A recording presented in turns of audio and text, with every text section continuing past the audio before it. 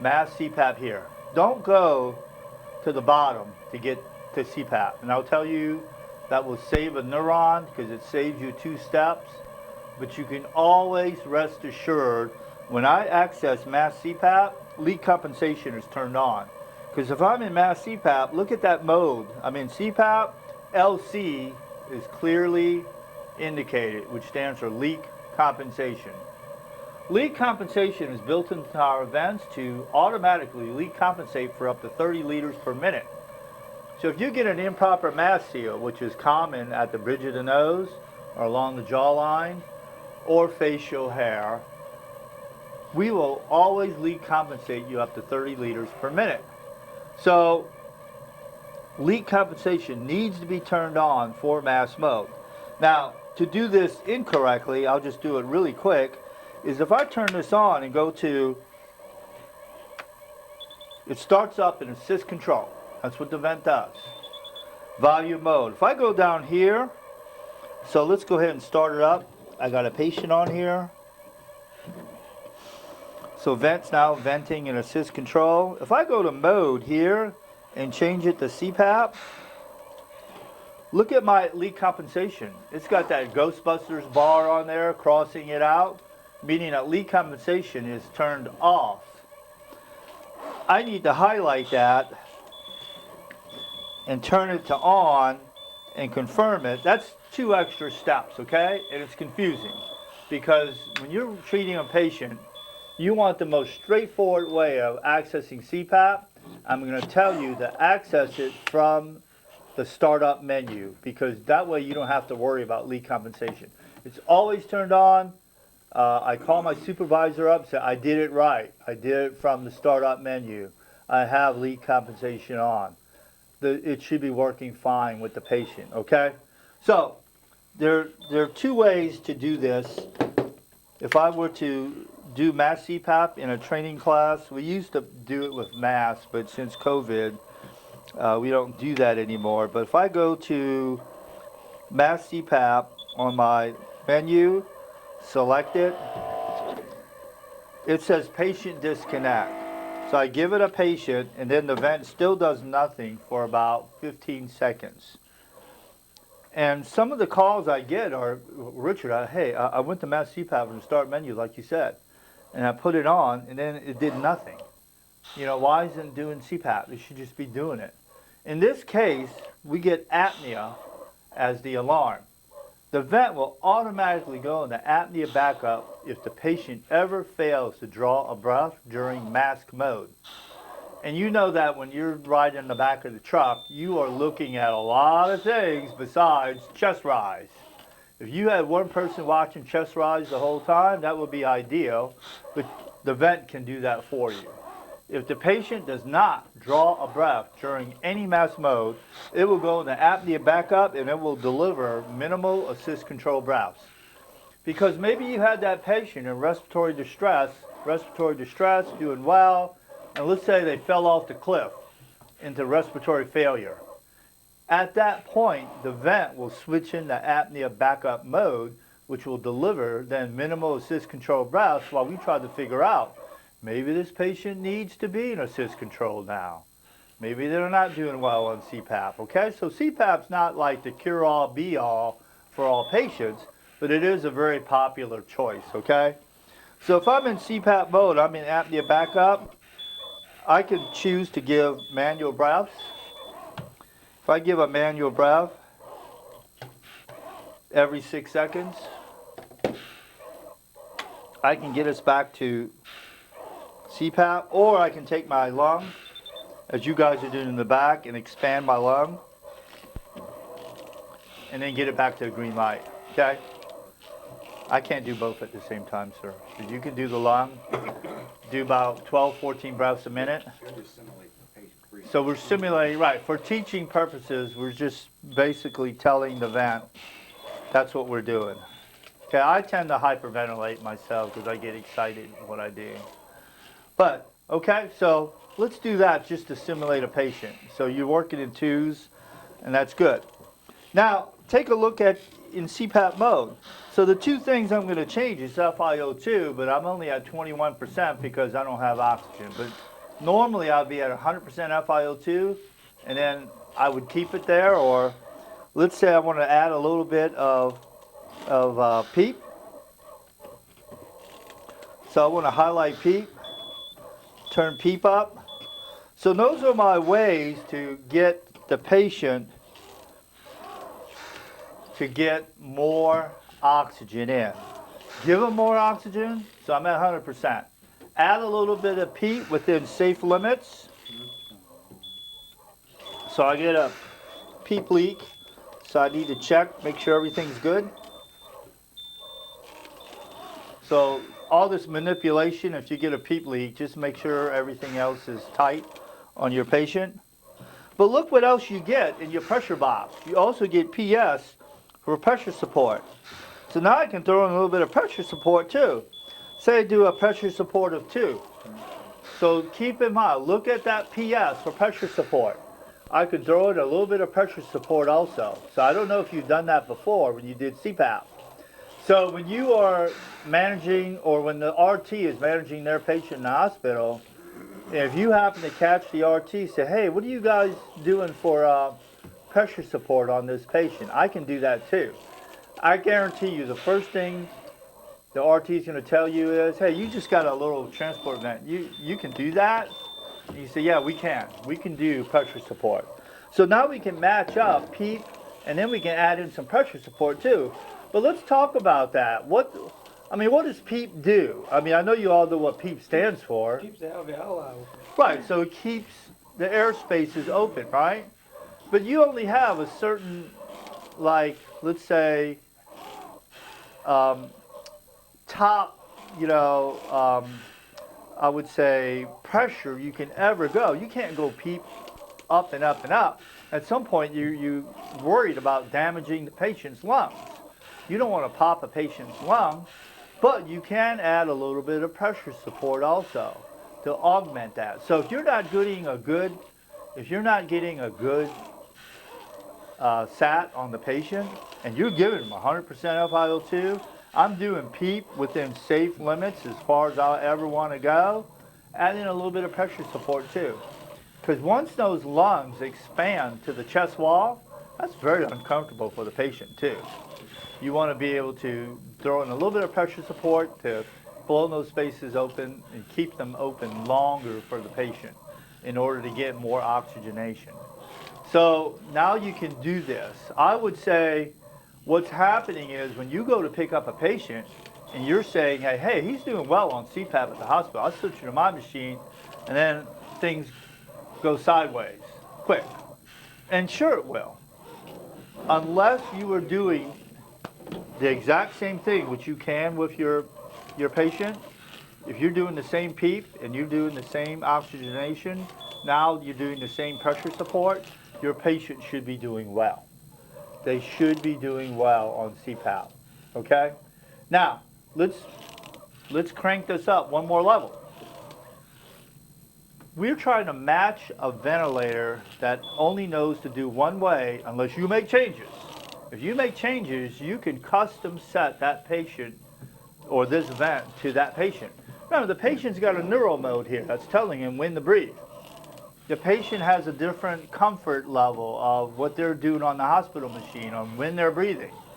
If we do something different than how they're breathing, you're going to get what's called asynchrony. We want to match up the patient. We don't want to mismatch the patient. So asynchrony is a term that respiratory therapists use. What happened when that patient first got on the hospital machine is they had to crank their hospital machine to make it more friendly to the patient also, or custom set to that patient's breathing. You just weren't there to see that. Right. So that's what you're doing. So you're either doing it on your own or you're matching it up to the patient. So as we're on CPAP, hit the pressure button. Trigger level comes up. Triggers at -2 atmospheric pressure there. Okay, that's normal. If you want to make it more comfortable for the patient, you want to drop that number to like 0.5. and go to a trigger level of 0.5. So you hit pressure, bring up the secondary menu. You come to trigger, highlight the -2, turn it to 0.5, confirm it, go to 0.5. The smaller the number, the easier it is for the patient to draw a breath. Because the vent needs a patient to draw a breath. But keep in mind, you got patients who are sick. Sick patients are weak. Weak patients draw a smaller amount of pressure to make that breath happen.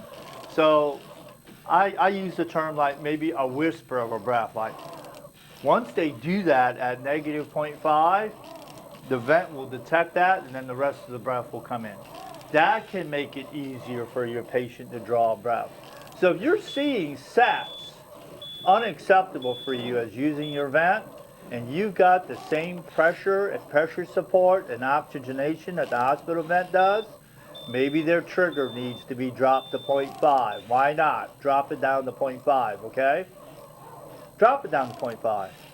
Now, a frequent question comes up that, well, Richard, if it's 0.5, is that good for the patient? It's easier for the patient. Why don't we use just 0.5 all the time? And the answer to that is, if you're driving down a muddy road like I did this morning, or you drive and hit a speed bump or a pothole, the chest wall vibrates. As the chest wall vibrates, the vent doesn't know why that is happening. It's thinking, hey, it's triggering another breath. And then you start seeing like breath rates go up to like 80. So, well, wait, what's going on here? Breaths per minute, 80, that can't be happening. Well, if you get any vibration of the chest where the chest wall is vibrating, you're going to see a mismatch with the vent. As soon as you get on a smoother piece of road, that goes away. But you do want a lower trigger if it helps your patient. Now, lower trigger, okay. We're manipulating this ventilator now, making you an RT. I would tell you, with the patient in the back of the ambulance, backing out of the hospital, is not the time to be messing with the trigger or anything else with the ventilator. That's what you do at the hospital before you load up and go. Patient needs to be stable on ventilation. So let's get that patient stable before we get them in the truck. We're not doing this fine manipulation in the back of the truck unless we have to. Okay? If it's convenient to the hospital, I'd rather set up my vent and have the patient stable at the hospital on my ventilator before we get going. That will be the best for everybody, okay? Now, what's another thing that we can do? If we did breaths per minute and hold that button down, now look what you get. If you hit BPM, you get now a secondary menu that says control parameter, i.e. rise time 3, cycle time 25%. Now we're really making you an RT because now you can match up your machines pretty good to the hospital machine. Now my goal is start the patient out, unless you know what all the settings are, start the patient out and then gradually move that trigger down to where he's comfortable, gradually move the rise time, gradually move the cycle percent. So let's talk about that. So as you hit that BPM button, the first thing that comes up is IE ratio. We didn't do IE ratio. We can go back and do that, but that allows you to change between IE ratio and I time. Some places like I time, some places like IE ratio, they're totally compatible. It's just changing the percent of the breath that's in inspiration, percent of the breath that's in expiration. But rise time, I can change my rise time. So suppose my rise time was short. So I just happen to be full of anxiety, and I'm breathing like this.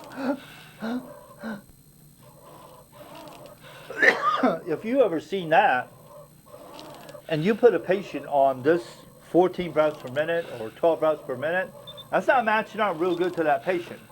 So either the patient's anxiety needs to go away where they breathe normally, or we can match up our vent to how they're breathing in. how steep is that rise time for them? Is it a short breath where they're drawing in real quick? We can make an adjustment and go lower on our rise time so we get more of that breath in. But like I said, you guys are picking up patients that are already set at the hospital. I would show this to your RT guys and say, look, hey, take a look at this. I can do rise time. I can do IE ratio. I can do cycle percent. I can do trigger. You know, I need to have more of this information when we pick up your patients, okay? I think that's a good starting point, is to allow the hospital to understand you can do these same things out there. Because think about it, 18 years ago. 18 years ago, I was selling Parapacks. You had 2 buttons. You had rate and you had volume. That's it. That's all you had.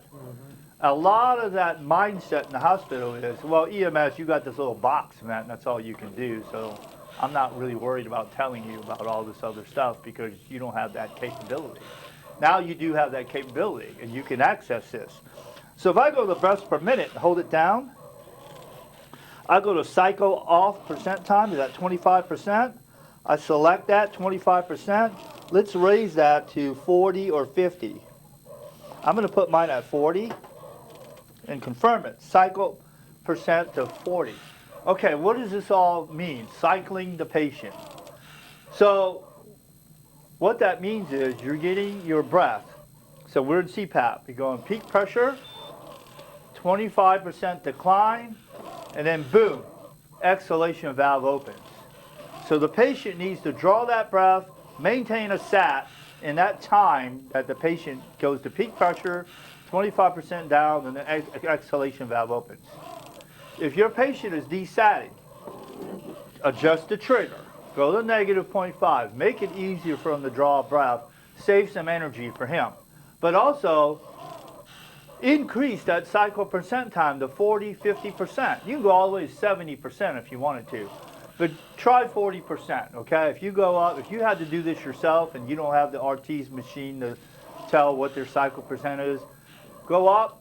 Takes longer to get the 40% decrease before the exhalation valve opens.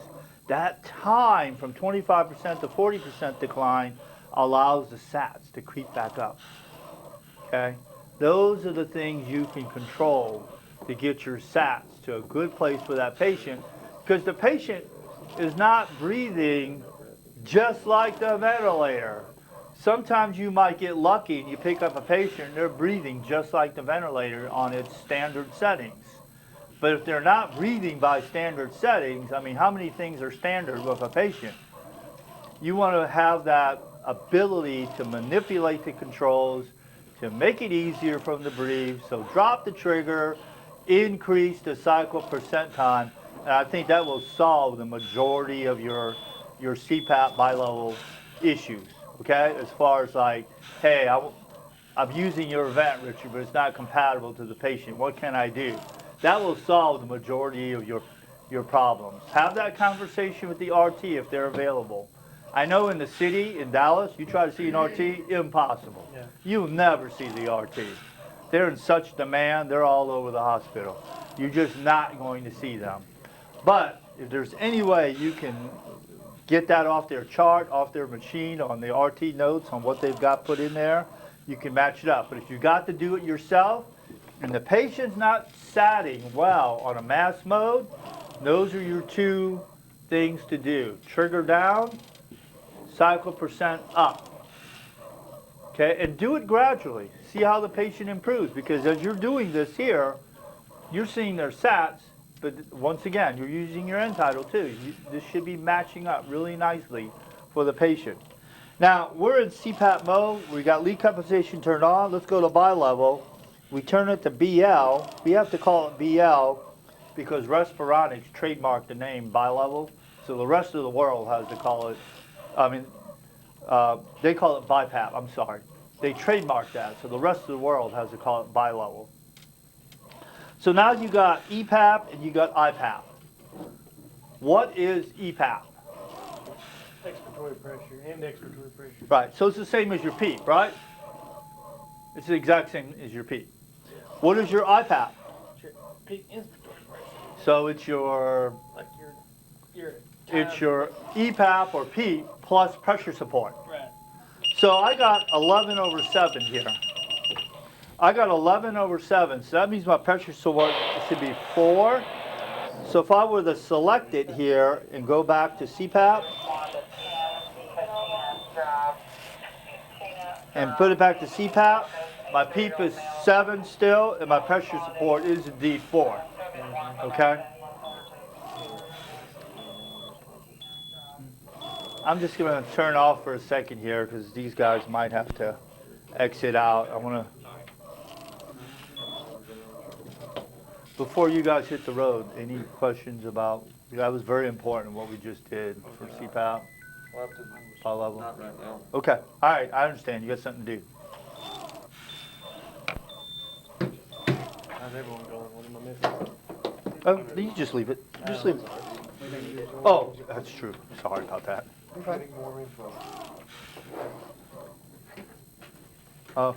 phone is this? That's yours? mine. Oh, okay. That's one of our other part-time guys. All right, so does that make sense to you, sir? You mentioned having these problems. Do you know if that will, those are things that your RT pays attention to? I'm sure they do. Like I said, you get there and you don't see that setup, syncing the patient. We can try to, we'll match what they have. We call this syncing the patient. Yeah, we'll match what they have, but the problem is when we get to this hospital, all of our RTs we have over there, they're a two-hand bagger, give them all 1,000 milliliters as fast as we can, and they do the same thing with the vent. You'll have a 5'5" female on a 500 tidal volume over there at 20 times a minute on the vent when you get there. I see the same thing. horrible. I see the same thing you see, sir. So You know, obviously you and a lot I of have. that's why we get those We pressure have no levels. power to change that, but we have to do it, I have to tell you to do it correctly. Right. I can't tell you anything else I but to think do it that correctly. cycle time's gonna help more than anything. Absolutely. 'Cause I've changed You the just trigger didn't pressure know before, to do that. But I didn't know about the cycle time. You want to change that up the cycle time to 40%. I talked to some RTs about that. They tell me they always go to 50%. But in my world, I would say go to 40%. If it makes it better, go to 50%. Titrate it with the patient. When we do that, should that help them with the ones that say, I don't feel like I'm getting enough in? Oh yeah. Yeah. Yeah, you get patients who say, I'm drowning.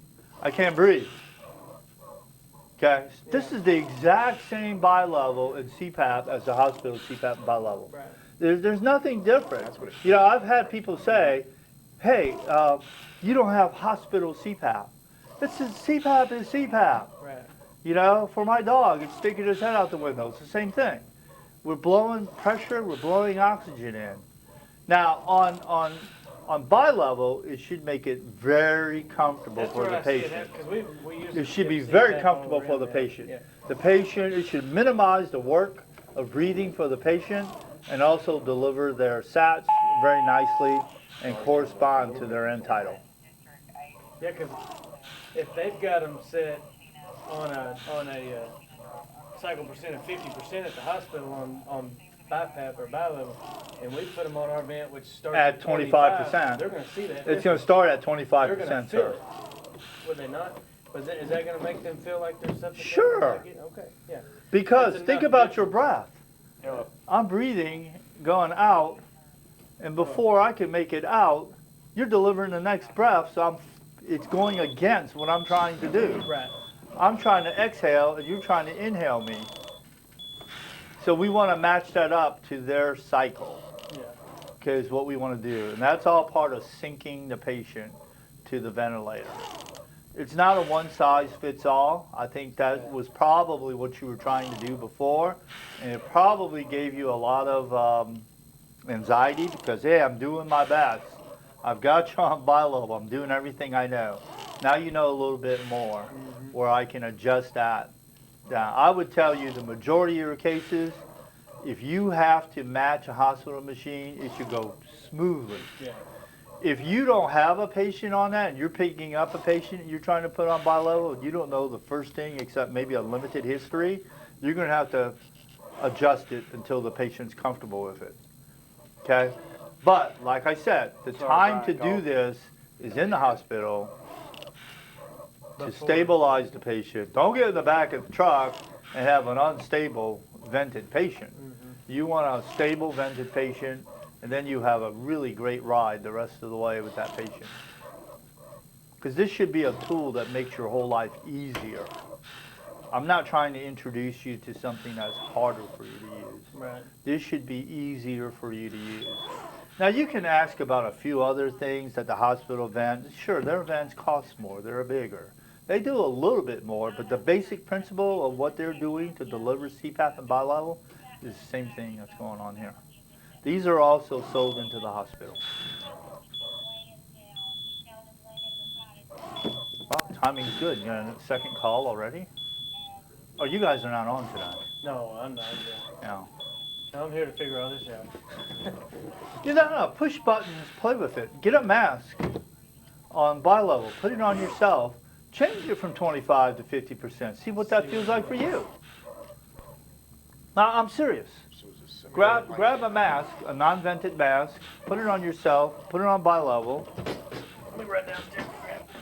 Yeah, you can appreciate the changes in that.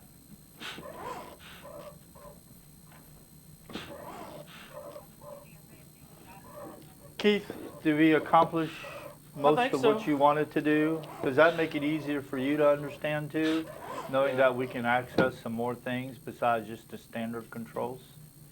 Absolutely. You got any questions, Nathan? Yes.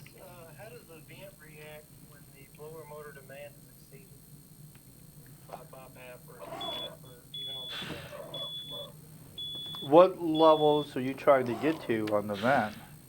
Well, just saying that the patient is breathing more on the BiPAP than what the blower motor will allow.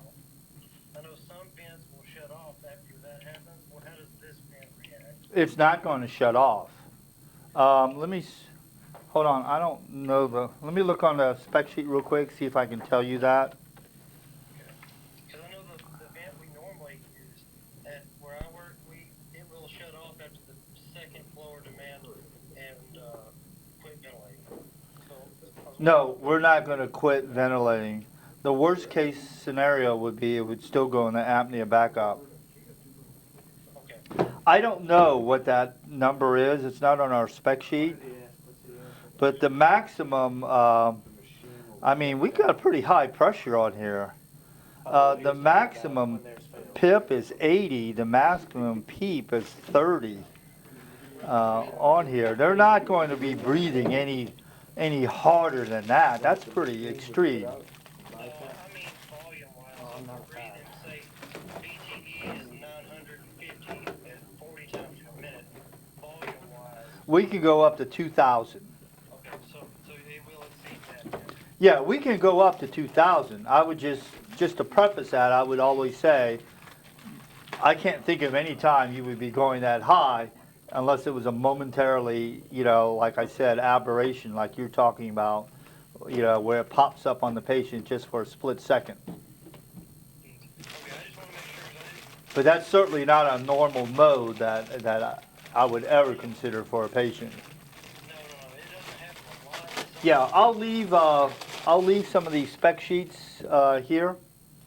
I've got some spec sheets here. I'll leave some of these spec sheets here, and I have them electronic too. I'll send to Keith. Okay, yes. Yes, sir. Good. Anything else you got? That's all I How do you feel about the ability to change cycle percent, trigger, rise time? Oh, I feel good about it. I've changed all that quite a bit before. Well, you're a flight medic, right? Correct. So you've done that on, what ventilator are you using now? We use the Reveal. Okay, I'm not as familiar with the Ravel, but whether it's that or this one or any other brand, sure, there are going to be a few minor things, but the basic is still the same. But do you feel like, as far as getting to a better place with this ventilator, now knowing how to access the secondary menus will allow you to match it up a lot better? Yeah, I should be able to match it great. And what I have noticed on that one, if you go to, they're kind of different than ours, is the pressure mode on the Reveal compared to casing pressure on there is y'all's, you have the PIP you can adjust. Ours is pressure control, pressure support, and things like that. So that took me a minute to kind of adjust. We're not having to do any math. You just set the PIP. Right, so when you're in pressure mode, driven mode, you can set the PIP to whatever you want. I just always, like, your experience is a little more higher level, but I always want people to keep in mind, look, just because you're in volume mode doesn't mean you're in the safest mode, because volume affects pressure, pressure affects volume. But you would agree 95% or greater than your patients are always going to be better off in volume mode, right? Absolutely, yeah. We do use pressure quite a bit, mostly pediatrics. Yeah. That's mainly all we So on PD mode on this vent, it does come up in pressure mode. So it does default to pressure mode on Yeah, so we have the preset PDs on the startup menu also. Perfect. That was a question I didn't think about, but once you mentioned it, that's good that it's set to pressure. So, other than that, I use volume most of the time. Which we use, this vent doesn't have the SIMV and stuff like that. This one does not, but we have an advanced model that does have SIMV. So the advanced model would have the addition of SIMV, plateau pressure, and inverse IE ratio. Okay, so that was what I was going to say. That model that has the P-flat. So what, right now, because you've this got one doesn't. a SCBA on, basically, No. on demand? And causes- So the models that are over here are the basic models, but they can be upgraded. There is an upgrade package to upgrade them, should that be something that they want to do in the future. Right. Well, You're happy it's there? been a good vent. They do good. They're really good. It's a good basic vent, day in and day out. Anything you can think of? I don't know when you started. If you were here from the beginning, anything we left out or anything you think we need to do better on? I think it was good. That was my only question, just about the blower mainly, just because I have not seen it in my career until a few months ago, and I've seen it twice since then. So it's Yeah. very rare, but it does happen. So I wasn't sure how this vent would react to that. So we have, I never say blower. We have a 24 valve rotary compressor built into this ventilator. So that's how we generate our breaths. All right, well, I appreciate you. All right, man. Well, thanks for your time today.